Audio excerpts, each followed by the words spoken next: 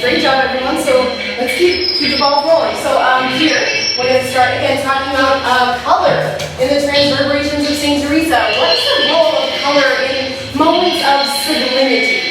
So St. Teresa talks a lot about this. What does she say? She says things like, my room is beneath a blue veil, shadowed. The air outside bruised blue-gray. Blue smoke pours out. She says, red pearls encircling my eyes. She says, violet sparks in the corner of my vision. A menagerie of wet, variegated green. The moon was shivering, rimmed in red. You know, what does all this mean? I mean, yeah, she talks about this a lot, but what exactly does it mean? So sort of related, when I lived in Boston, I went to an exhibit of work by Wally Brad at the ICA. It was so good. It was really a memorable exhibit. These are some views of art from the exhibit that I don't really have time to discuss with you right now, but I will say there was one section of the exhibit that focused on the actions of colors in times of war, and specifically the war in Lebanon. It postulated that colors can actually hide or escape from the world in order to achieve safety, which made me kind of wonder, you know, like, is this true? I mean, if so, if it's true, where do the colors go, you know, and kind of related, like, could I go there also? Yeah, which is, I think, a big question. Number 4, read, please. Yesterday, I walked along Angel Street and I looked up at the top of the church there, which is mostly a sort of tan color, but then its rooftop and onion-like dome is teal, and the sky beyond it was insane blue, completely nuts, as if I had never seen a blue before. It was unbearable how blue it was, how trembling, its eyes were rolling back, it's losing its mind, it is bursting, seeing itself that way is more than it can bear. My eyeballs are searing in the brilliance. I can't look. A blue beyond eyesight, a euphoric blue, a terrible blue, a blue subsumed. Yes, thank you. Well read.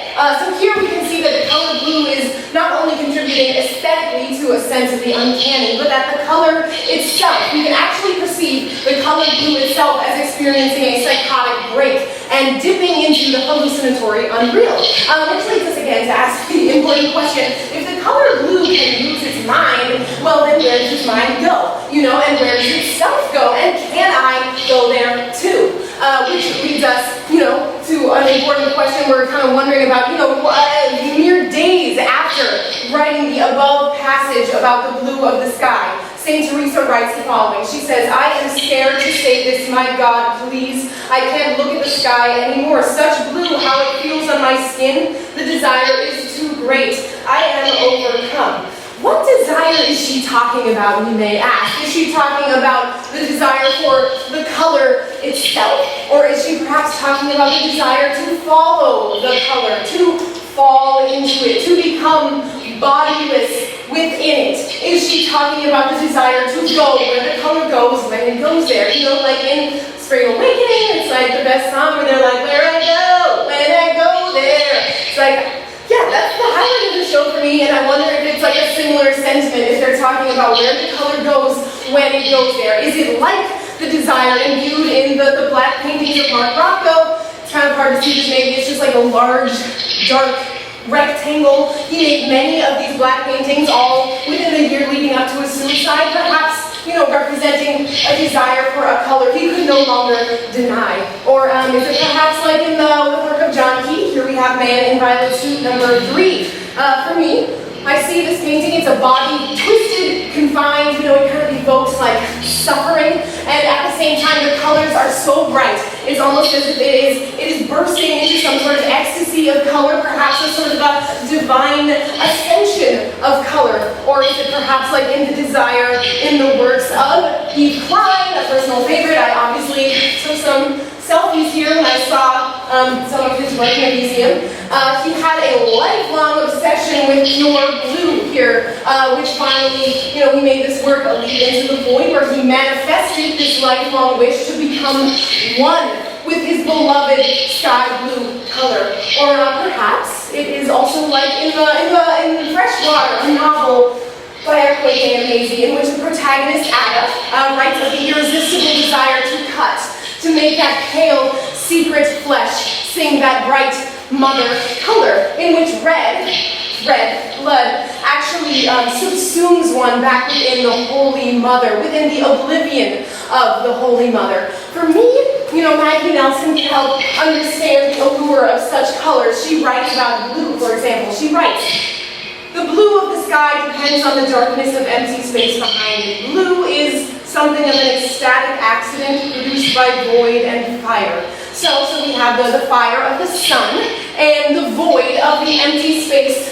behind it. That miraculous combination accident which somehow produces the color blue, which explains for me, I would say, sort of the brilliance of blue. For again, in the words of Maggie Nelson, it is not wise, nor does it promise any wisdom, but in fact, it is a revelation of the most important knowledge, that behind the blue there is just fire, and behind the fire there is simply pure nothingness. And perhaps this is the holy capacity, of all of these colors.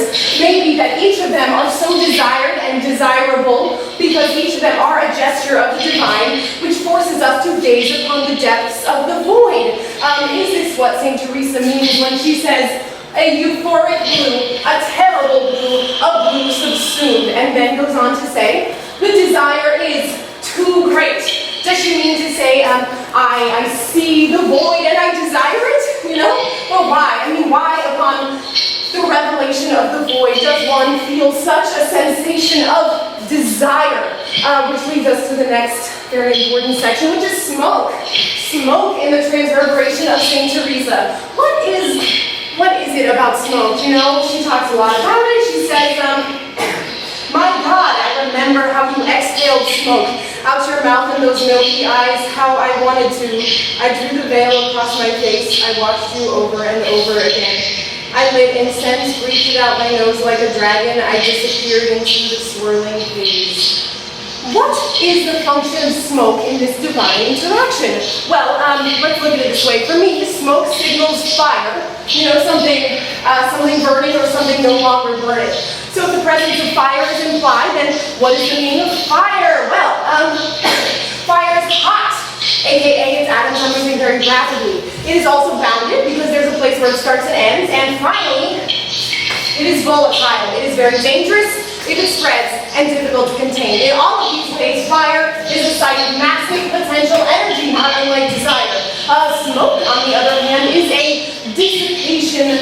It rushes like water. It is a transformation of the energy of fire into a swirling, quiet emptiness. And this is kind of this is the important part. This is what I'm trying to say. That I believe that smoke and color function almost exactly the same in the writings of St. Teresa's ecstasy, in that each of them are the beckoning hand of the sublime, which seduces her with the promise of ecstatic oblivion. Could number 5 read, please? Oh my God, how I wanted to put my hands on it. Shapes indescribable. The smoke poured from your mouth, taking shapes of things I cannot say. Motions and structures appear twisting or writhing. I reached for it. I wished to feel it through my fingers, but the smoke slipped through. Will I ever come back? Yes, thank you. Very well said. Which leads us to the last and most important section of all, agony. St. Teresa, the body in agony. She is, she's tortured. The body is inflamed. She's like crying out her fingernails. She has pus in her throat. She's bleeding in very strange places. She's burning in unusual ways. What is the connection between this agony and the divine? It is my assertion that in some cases a descent into suffering can lead to a miraculous ascension or apotheosis, aka elevation of the subject to the level of the divine. Eve Sedgwick sums this up very well. She says, a combination of abjection and defiance often produce a divinity effect in the subject, a compelling belief that one is a god or a vehicle of divinity. Yes, so let's go back to St. Teresa. She's in agony. She's in agony. What does she say? She says a lot of stuff about this. She says, I bite my arm where it is burning into a speckled purple bruise. Everything is wholly unbiting until it bleeds. She says, my room is spinning. She says, after I die, I will eat my own body, my whole mouth over my whole palm. My mouth is watering now, thinking of drinking your blood like wine in a trance. My God, my desire for you is torturous. She says, I ripped my arm into stripes thinking about it, coughing up black. When I looked up, there was a downpour of shimmering golden crystals, etching tiny burns into my skin. I was glistening and radiant. I couldn't bear it. Finally, she says, in and out of waking, I cried. One's own blood on one's own hands, one's own brain dripping through one's own fingers. Whose hands are they on the hands of someone else? The burning in my side radiates and pulses. I find now that my desire goes deeper and deeper, as in a cliff. The edge of land before the ocean appears to be an end, but is in fact a gaping open mouth. I step in. Yeah, that's the point of all this. I guess sort of like the point that I'm trying to say is that here we can see that the boundary between agony and the divine becomes more and more strangely porous. And the point about that is that every body is in agony. If it's not now, it will be sometime. And the point about that is that what happens when all that's left of you is like St. Teresa, the body in flames. What happens when all that's left of you is the body in agony? In that moment, the divine appears unbearably near, and an overpowering desire emerges to be swallowed within it. Like in the words of Roland Barthes, he says to be engulfed, to be dissolved, whence perhaps the gentleness of the abyss. And this is, I think, this is what I'm trying to say. This is what it's all meant to mean. The smoke, the colors, the hallucinations of God, that each of them signify this. In the midst of the unbearable being of a body, there emerges the uncontrollable desire for the abyss. That purest divinity, it's so soft to be free of this body, to be free of this mind.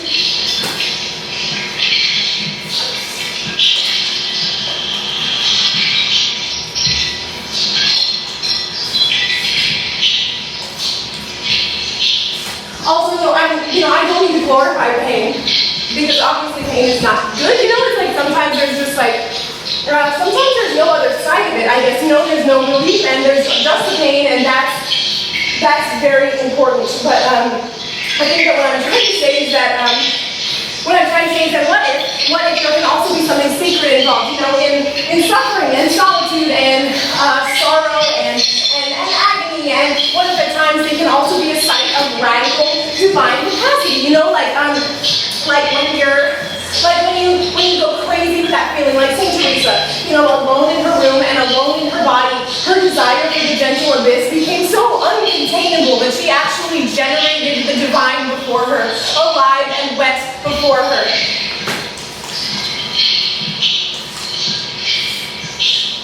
And also, I'm not just talking about masturbation, although I think that's obviously a really important part of it, but I think that I'm also trying to say that what if desire is inherently constituted alongside agony? And what if when you get crazy enough with that feeling that you feel like you can't take it anymore, and when it actually spills over your mind and hallucinates, but more than just hallucination, because it hallucinates something real. And so in that moment when your mind actually manifests the desired object before it, is this when desire becomes apotheosis? Is this when desire becomes divine?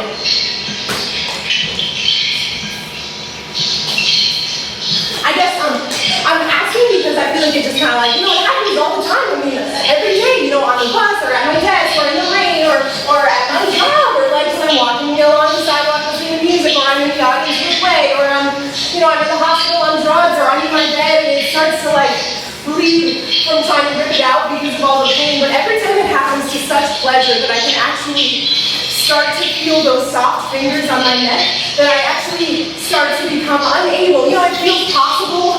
Actually, it feels preferable to lie back into the unreal in such a way that I could become unable to distinguish between what's real and what's not real. Because it feels like it's touching me so soft. I feel so soft, and so I exhale, and the smoke comes out. I don't know where it came from. I close my eyes. I tip over into the air I felt for such a long time.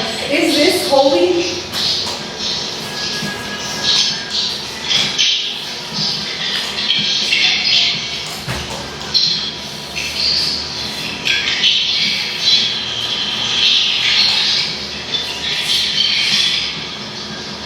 I think that this is where I get a little confused on this actually, and I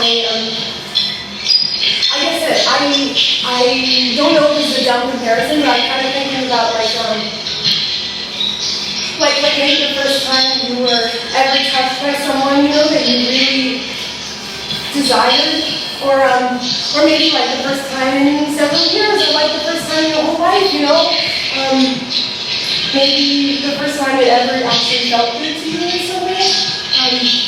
Or it's like, I mean, you know what I'm saying? It's like you've been spending a lot of time alone and suddenly you're like crying at the doctor's office because of how good it feels to be touched by someone, even like a stranger. And then like the feeling of this knife in your neck, you know, it's like you can wrap your tongue around it because you were so hungry for it. I guess what I'm trying to say is, you know, like once it's over, it's happened, it's gone. I mean, it came without warning, it came completely unexpectedly. How did you know? Were you ready? Did you be prepared? And then it's gone forever, and you can't even feel that way again. I mean, what if your skin turns numb? You can never, like literally, never experience that feeling ever again. You know, I mean, but I guess to have known, you know, to have felt it even once, to have known. I guess what I'm going to ask you is, like, you know, did it make you feel better? Did it make you feel better? Or did it make you feel worse than before? Or do you want to feel it again? Or do you not want to feel it again? Or maybe, like, you never want to feel it again, but you can't help yourself and you want it anyways? Or maybe it's like you just kind of, like, maybe you like go blind because you spend the days and the nights ripping your eyes because of what you're seeing, you know, like the beauty and the terror, and you know you can't bear to see anything else ever again. Or, I mean, is this just a stupid question because didn't we already decide that God is dead? Or I don't know, maybe he really is from St. Teresa with this incredible flaming strap on, and maybe it was but then did he ever come back to it? Or anyway, I guess, yeah, I'm asking because sometimes at night, you know, when you're like lying in bed, it's hard to sleep, and I'm watching the smoke, you know, when it comes out of your mouth when you breathe, or like when you blow out a candle, I'm watching the smoke, and it just looks sacred, you know, it looks sacred in some way, and then maybe it's like you just imagine being the smoke because the way it moves, you know, it moves in a way that is just like so smooth, and then after a second, it disintegrates into nothingness, and I feel like, I guess like that would just be such a huge relief in the end after all.